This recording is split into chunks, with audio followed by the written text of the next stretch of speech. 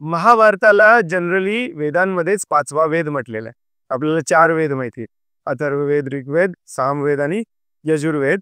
परंतु महाभारताला 5वा वेद म्हटलेला आहे आणि भगवद्गीता महाभारताचा भाग असल्यामुळे भगवद्गीता वेदांचाच भाग आहे. आता कुणी हे मान्य करणार नाही की महाभारताला 5वा वेद म्हटले, तुम्ही काय पण म्हणाल. पण त्याच्यासाठी आपल्याला थोडंसं पुराण वगैरे वाचावे लागते, ज्याच्यामध्ये सांगितलेलं हिची हिस्ट्री दिलेली आहे की वेद एकच होता पूर्वी. नंतर व्यासदेवानी त्याचे 4 भाग केले.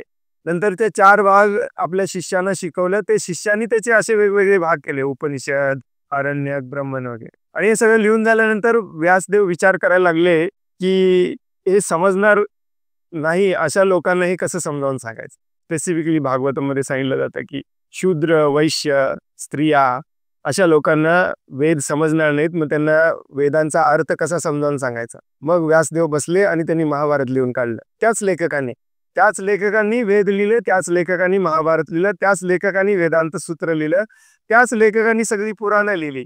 त्यामुळे हे चुकीचं काय वेदांमध्ये आहे तेच याच्यात आहे. महाभारत हे वेदच आहे.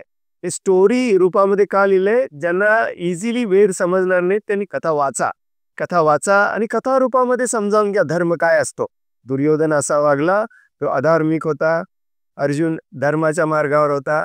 भीष्मदेव धर्माच्या मार्गावर होते तरी थोडीशी चूक केली, त्याची पण त्याला दंड मिळाला. हे सगळं शिकवण्यासाठी महाभारत आहे. अजून पण महाभारत वाचायला काही हरकत नाही, अगदी इझिली धर्म समजतो. परंतु वाचा, बघू नका. टीव्हीवरचं बघू नका, काही अर्थ नसतं तिथे टीव्हीवरचं बघण्यामध्ये.